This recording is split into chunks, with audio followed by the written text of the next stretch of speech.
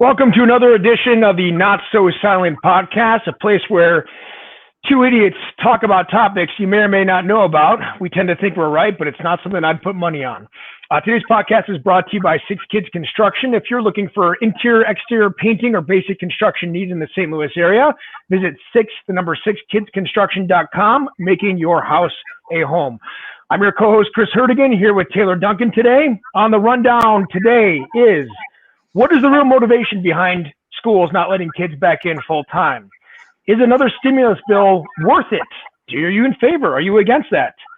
What are the implications of J.J. Abrams and George Lucas taking over the Star Wars franchise, getting rid of Kathleen Kennedy? 59% of gym goers surveyed said they are not going to renew their memberships. Are Americans getting smarter and more economical, or lazier and fatter? We're going to give our top two stocks to buy right now, even amidst the pandemic. And then, Taylor, go ahead and give us your list. We are going to talk about a very interesting, I think should be most interesting report that just came out in the JAMA, which is Journal of American Medical Association, on the seroprevalence of antibodies and their assumption as to how many people have had COVID. And the sports leagues that we all know and love are becoming woker and woker by the day. Excellent. We're going to start with motivation. What is the real motivation behind schools not letting kids in 5 days a week? Taylor, give us your honest opinion here. No filter. I think it is one of two things, either CYA or safer than sorry. I can't understand it. It doesn't make any sense to me. But that is there's no other logical explanation to it.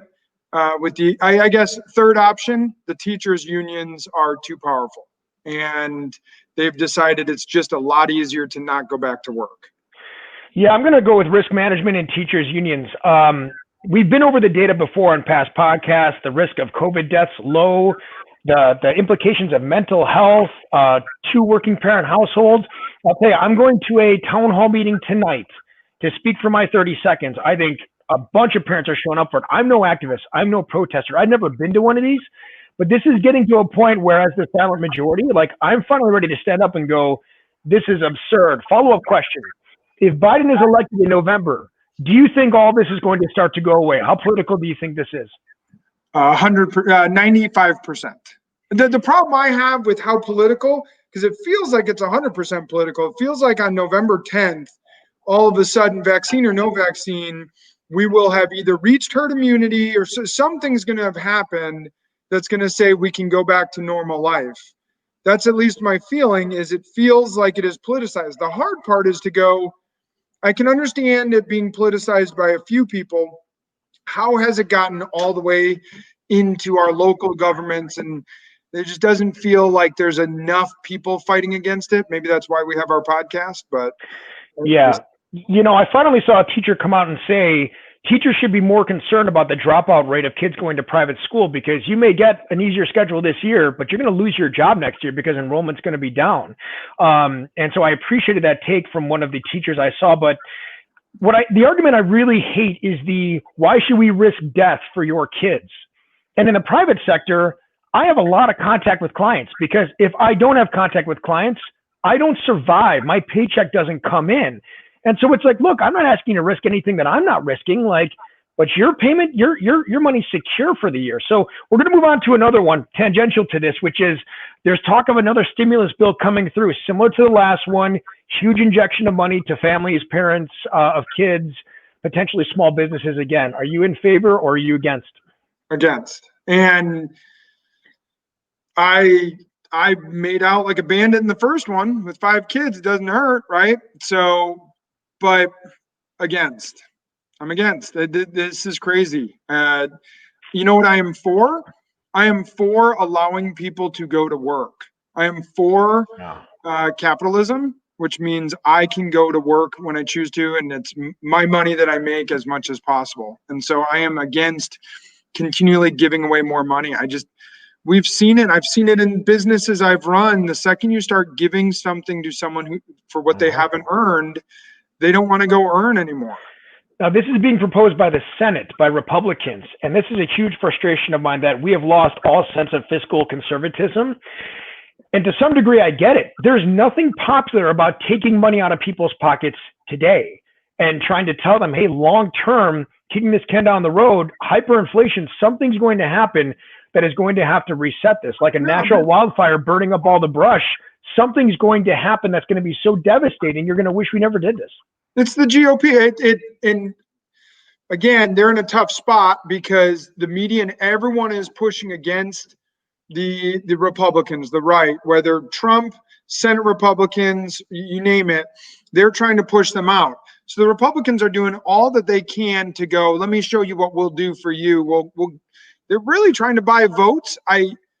They're in a tough spot. I get it, but no, I am against it. I wish it could be more popular to say, go work and earn money. But we saw it in the state of Illinois. That's what Rauner tried to do, which is cut taxes and allow people to make more money. But the Democratic-led, Congress in Illinois fought him for 3 years. He couldn't pass a budget, and it felt like stalemate, and he was out after one term. And so what's going to happen if the GOP and Trump don't give people money? They're just going to lose that moderate vote who are happy to take money, and it's going to feel like they weren't trying to help the middle class. But in reality, I think their attempt to help middle class is saying, get kids in school and get back to work. That's what we're going to do for you. But unfortunately, that's not exactly the sexiest choice. No, this is not a new thing. Biblically, you've got people preaching truth all the time, and most of them were killed, murdered, or executed for it. False prophets had the advantage of man's desires on their side. I've had a friend say that it's hard to run as a conservative because you're running against Santa Claus. Like, who wants to vote against Santa Claus? Here's everything you could ever want for free, and without educating people on the real implications down the road. So, tough topic. Let's change gears for a second. You're not a big Star Wars guy, Taylor, but this is a multi-billion-dollar franchise. Kathleen Kennedy has arguably been the worst thing to happen to it since Jar Jar Binks, okay? J.J. Abrams and George Lucas are said to be taking over the franchise, retconning the past three movies, and redoing it. Your thoughts on this? Don't care. You suck, man. I mean, this is huge, man. Lucas had a much different vision, really exciting stuff. Your kids are going to be happy, so maybe I should bring them on the podcast as guest speakers next week. But again, it depends on who your audience. I think I don't know if I've seen the most recent ones. Maybe I probably have, or some part of them. My kids didn't mind them because they're 11 and 10, and so for them, just anything on the screen entertains them. So it depends on what you're trying to do with it. If you're trying to stick with the original, deep rooted, the guys who dress up in the costumes and go to the movie theaters, this is probably great news. If you're looking for just comic book, get a lot of fans to go sit in the movie theaters, I don't know if it matters. I'm not coming from a Star Wars. It's got great lore around it. It's classic good versus evil. There's kind of fun religious undertones.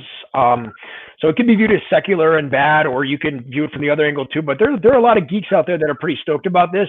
You've only showed your pop culture irrelevance and not your too cool for school mindset here. So well, let me ask you a question. Will George Lucas not have two women kissing at the end of the movie? That was so unnecessary. It was like in the background. I don't even get it. Wait, now I remember. I did see it. I saw it in the theater, and that's all I remembered from the movie. Does that scream at you that I'm this crazy right person, or someone who just saw this egregious? We're just trying to show everyone. Well, that was all Kathleen Kennedy. George Lucas has made enough money that I would like to think he's going to go. I'm going to tell my story and piss off if you don't like it, Then I'm all for George Lucas taking it back over. Yeah. Okay. So we have 59% of gym goers surveyed recently said that they're not going to renew their membership. Are people just getting lazy and fat and enjoying it, or are they just getting smarter about home fitness and realizing they don't need the gym anymore or the cost? Lazy and fat.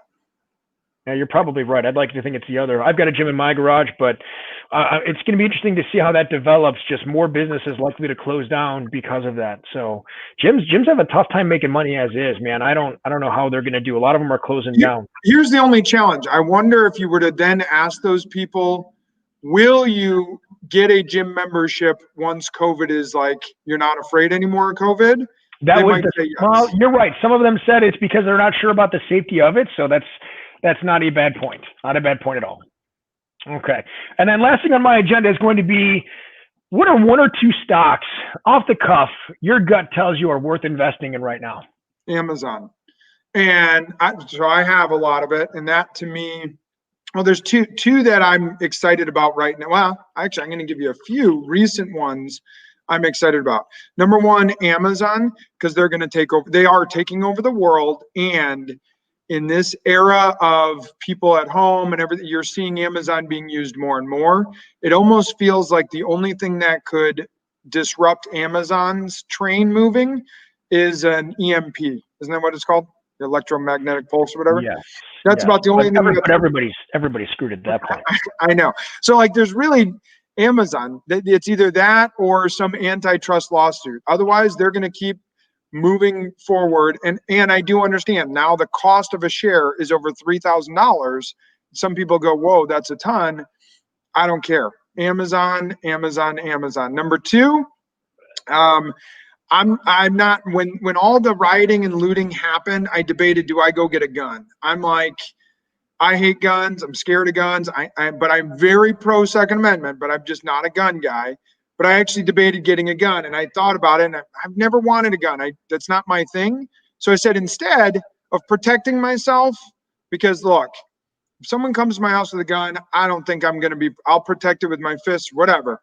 But you know what I will do? I'll go invest in a gun manufacturer, because if people like me are thinking about getting guns, people are getting guns. And I just read yesterday, there's been a huge increase in purchasing of ammo and guns because of the looting and rioting.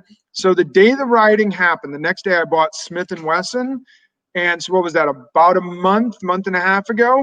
It's up 70% since that point. So okay. I'm normally like a buy a blue chip stock when it's low kind of a guy. It feels somewhat safe to me and it's kind of fun. But I've got a company, LHC, which is a holding company for providing hospital and hospice care. Their director just purchased $2 million of internal stocks of their own company.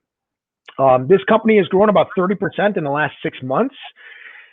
Unfortunately, I'm predicting a second outbreak, government BS, and government scares. And so when we're talking about hospital and hospice space, even though it's on an upward trend, about $188 a share right now, that's what I'm recommending for at least the next six to 12 months right now.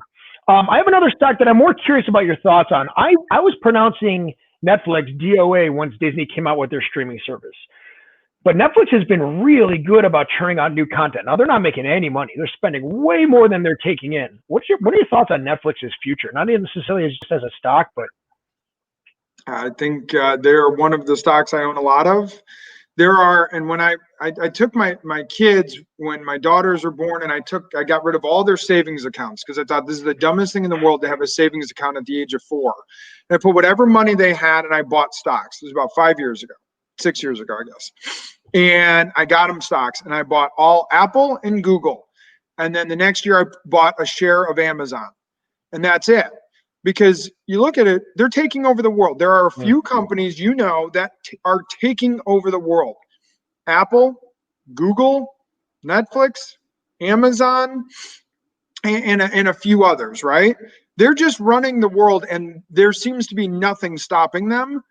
So I want those people. I want the people that are taking over the world. And now it's starting to feel like Tesla, as you're seeing, because really when you're buying Tesla, in a lot of ways, you're buying SpaceX a little bit to some extent, right? Some of the technology from it. You're buying self-driving cars.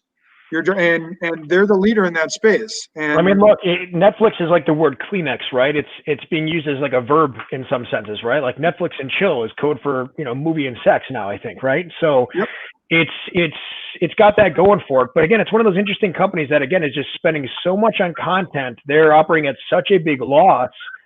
But man, this is how tech companies go, right? So, all right, on to your topics, Taylor. All right. I think the most important topic that was just released on the 21st. There's two very important releases on the 21st that we're going to talk about. July 21st, JAMA came out with, that's the Journal of American Medical Association, came out with a peer-reviewed study on the seroprevalence of antibodies. I think it's important to know the dates because you can skew this data a little bit if you don't understand the dates. The dates that they looked at were March 23rd through May 12th. And what they found, I'll just get to the meaning of it, or the findings, 6 to 24 times more infections were estimated per site with seroprevalence. And what they're saying, and this is the meaning, it is likely that greater than 10 times more SARS-CoV-2 infections occurred than reported. Now, that's up through May 12th. The testing has skyrocketed. We're testing almost 1 million people a day now. So I think you would find that to be lower now. But, however, what that tells me, if you do some basic rough math, which is not your strong suit, No. that means we've had 146,000 people die, as most recent note, and assume somewhere in the range of about 30 million people have been infected. That is a 0.5% death rate on this. And this is including people who are 100 years old and older. Just think about that. Wow. 0.5% death rate, which is, yes, higher than the flu. I'm not stupid. I understand. But most people would guesstimate, most logical data-based analysis would say somewhere in the range of 3 times a normal flu season, 2 times a significant flu season death rate, and significantly less than a normal flu death rate for people under the age of 5 or people under the age of 15. And yet, going back to your original question of what's the reasoning behind shutting down schools, we're shutting down schools, which has such massive implications on a nationwide, even worldwide, problems that it's going to cause. And we're doing that for something that what we're starting to learn and understand has very, very low death rate relative to, if you remember the WHO, the World Health Organization, came out 3.4% or 3.5% death rate. That was their initial estimate. 3.5% death rate. If it was that high, this would be off the charts. This is not Ebola. No. This is obviously, it's not minor. We know that, but it's not Ebola. And yet we're in many ways treating it like this is AIDS that spreads through the air. And it's crazy. It's classic trying to legislate the anecdote. I have people that all the time say like, oh, it's not a big deal until somebody dies from it. It's like, man, I know more. I can rattle off 4 or 5 kids I know that have died from suicide in the past year. I know one that was listed as COVID, but was not actually a COVID death. I'm seeing lots of anecdotes, and I don't know how to verify a lot of this stuff, probably with time and research, but, that's not really my forte either. But I'm seeing that people are being reported as positive COVID tests that have never had tests before. You're seeing a lot of this happen in Florida. I've been trying to look at, why are hospitals misreporting things so much, and why are they reporting people with COVID even though they have pneumonia? And it looks like you get more money if somebody's on Medicare or Medicaid, but it does not appear that you get more money as a hospital for for diagnosing with people with COVID under the age of 65 or not on Medicare, Medicaid. But it just feels really, really fishy. The data, I don't feel like can be trusted. It's the old thing about 3 types of lies, right? There's lies, damned lies, and statistics. And I just don't know really what to believe in terms of the data out there. Well, again, this data this is good, accurate data. The problem is no one's using it. That's the frustration, is this data came out. We know the data. The CDC is publishing this, or pushing this. So we know this. And yet somehow we're not talking about it. It doesn't make sense to me why we're not pushing this and getting people back to work. I don't understand why this is a partisan discussion. This should not be political. This should be, we all love America and we want our country to move forward. Why is this not being talked about? 6 to 24 times And the meaning, this is straight from the JAMA network, meaning for most sites, it is likely that greater than 10 times. I mean, think it's greater than 10 times. It could be 12, 14. I'm making an assumption more like 10 times. If I were to use the data and say 14 times, now it's not even a 0.5%. Now the death, it's a 0.2%. I mean, this is out of control with the data that we're finding and then how we're reacting to it. And I get it. If you don't know someone and all the rest is frustrating. All right, let's move on to the next topic. All right. Also on July 21st, Chris, have you ever gotten Sports Illustrated? I did a long time ago, but I canceled that years ago. Yeah. All right, so did I. And so maybe this question is irrelevant because print media is pretty much dying anyway. But as recently as a year ago, 2.75 million people were subscribers of Sports Illustrated. I got Sports Illustrated when I was a kid for a long time. Do you remember the wonderful article or the wonderful edition that used to come out I know exactly what you're talking about. All right.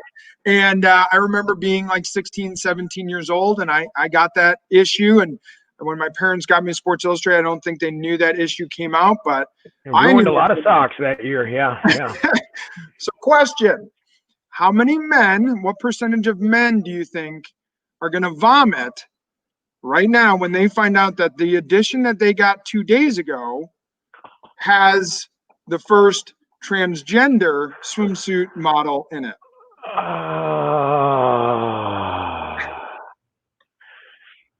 I would say that as a percentage, the ones that look at it and don't realize she's transgender and then find it out afterwards, I'd say about 3 out of 4 of those will puke.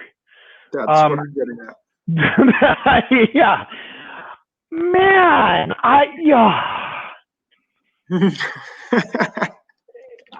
and I thought ESPN was kind of starting to move in a different direction when they realized, Wake Up or whatever with Jemele Hill just completely bombed. They blew millions of dollars on it, and they started to turn it in a different direction. But now you probably heard Jemele Hill's recent comments, right? That everyone who voted for Trump is a racist, and ESPN is not denied or affirmed that they agree or disagree with that claim, partly because they're tied to her producing the new Colin Kaepernick film. This is Sports Illustrated. This is Sports Illustrated that built its business in many ways based on men getting it, hoping that in July they would get their swimsuit edition and be able to, oogle all of these women. And now these men who got it 2 days ago have been sitting there looking at all these women going, oh my gosh, look how beautiful they are. And now you're going to have to let them know one of them was a dude. You know what's worse is being a woke individual that knows in their heart of hearts they think it's disgusting, but they're going to have to display it and frame it for their woke friends just to show that it doesn't bother them, right? Like, how do you live that lie? I can't even think of the business decision, the board of directors going, we have the swimsuit edition. I can understand if you want to publicize, what was Bruce Jenner? What's her name? His name? Caitlyn. Yeah. All right. So you want to talk about, the amazing thing he came out as trans. Fine. But the swimsuit edition. No, not fine. But go on. This is crazy. Why would you put, this is like, you made this edition based on men looking at women. That's the whole point of it. And then you're going to put a transgender person in. This is a mind-blowing business decision. Well, as a woman, my understanding is that is the creme de la creme. That used to be the peak of if you are the cover model for the swimsuit edition for Sports Illustrated, that was a big deal. They were very proud of that. Now, as a woman, now you're competing with men, not just women, for the title of this. That's got to make things difficult, right? It's leaking into every facet of society. So you've seen some of the feminist and women's movements starting to go, wait a second, we want women's rights, but this is now, they're starting to compete with men in all these categories. And so it's going to be a case, I think, of the left starting to eat the left here. But yeah, it's gross. It's disgusting. All right. Yep. On to the decisions being made by the NFL and Major League Baseball. We saw what the NBA did. We talked about it last week. They're going to put social change stuff on the backs of their jerseys. And now Major League Baseball is going to allow either a Black Lives Matter patch or United for Change patch on their jerseys.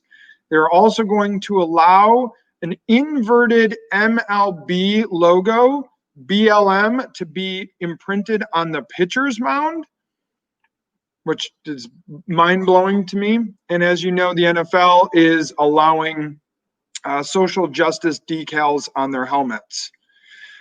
So I think I'm getting pretty tired of this. I mean, part of me is going, I kind of want to watch and hope enough people don't watch that, like, it hurts them deep, but I still get to watch. But I'm getting closer to the point, man, where, like, my only vote is with my wallet, is with my pocketbook. So, like, I think I'm just done, man. Like, I'm in a fantasy football league, which means I got to look at the stats every week and, keep up with that. But it doesn't mean I have to turn on the TV. And I love watching the Bears, man. I really do. As much as they suck every year and disappoint me, I really do love watching the Bears. It's my favorite sport. It's the only, but this is getting kind of ridiculous, and this is my only way to speak up. So I hope it hurts them deep. I don't know what to do when, and I thought about this. This just came out. Some my middle son's favorite basketball player is Damian Lillard. And I like Damian Lillard. He's really fun to watch. Seems like a good, upstanding guy, so I follow Damian Lillard, and just recently he came out and said it is disturbing and scary, were his quotes, to see unmarked federal officers in Portland, Oregon, arresting peaceful protesters, as he described it. And I'm waiting for one of these athletes to come out and say, you know what's disturbing and scary? When police who are doing their job and protecting the street or protecting a statue, which they were told to protect. That was their job, was to go do that. That's what they've been licensed to do. And they are having hundreds of frozen water bottles thrown at them, fireworks thrown at them, feces thrown at them. And they're not last. And that's not disturbing. However, it's disturbing to see a federal agent take someone away in their unmarked car. What I haven't seen is a police officer talk about why they're going to vote Democrat in the next election yet. I'm sure they're out there, but, like, with all the defund the police and Biden's in favor of shifting funds and defunding the police, I have not yet met a cop. You know a couple of cops. Have they ever talked about how they're voting in this coming election by chance? Yeah, absolutely. I mean, it's pretty clear how they're voting. I mean, now, were they conservative before? Were any of them, Democratic voters and then changing? Yeah, none of them made a dramatic shift. Although my guess, and I guess I haven't researched this enough, 20 years ago, you would think 30 years ago that the police would almost overwhelmingly vote Democrat, because the central tenet of the Democrat was the unions. Yeah. And the police union is a huge union that has just completely felt abandoned by the left. Yeah. So this election is going to be more exciting than the Super Bowl for me. I'm really, really curious to see how it goes. And we're coming up close, man, a few months, and we're there. I still don't feel like the Trump campaign's really ramped up campaigning yet, though. There's so many ads they can use and come out with. I wonder if they're just waiting to, like, blitz this a couple months before or what, but, like, we're not seeing a whole lot from the Trump campaign in terms of campaigning yet. No, I haven't been super impressed with his decision making recently in terms of what he's saying, what he's publicizing. I think he's missing the mark. I think he needs to get out of talking about the racial divide or small, problems out there, the Bubba Wallace stuff. And he needs to worry far more about publicizing how the economy, even given what's going on in COVID, is moving swimmingly. And we're, back to semi-normal unemployment, and the stock market is at worst 10% off an all-time high. Needs to be talked about a lot more than the Bubba Wallace NASCAR crap. All right, we're going to close out the show with the top 3 Christopher Nolan movies. Give me your top 3 and justify why, Taylor. For sure, I mean, Christopher Nolan, in my mind, is the Batman. Dark Knight. I think is arguably one of the best movies of all time, maybe a top 20 movie of all time. Yeah. Batman Begins, surprisingly enough, can compete with Dark Knight Rises. That started it, right? Like, that was a big deal. Yeah, and has some scenes in it and visual imagery that's just awesome. Awesome. From, and Batman's been done quite a bit, and it's always been okay, dating back to the Michael Keaton stuff. But Yeah. boy, was it good recently. And then Memento. I mean, Memento was awesome. But, Memento's a tough watch. I mean, it's one of those where you got to start Googling, and there's people that have created YouTube channels actually reversing and inverting the clips, so it's a forward to backwards movie, whatever. I'm actually going to go with Inception as my number one. And the reason I'm going to do that is because with all of the remakes that are happening, some vast percentage of movies are remakes.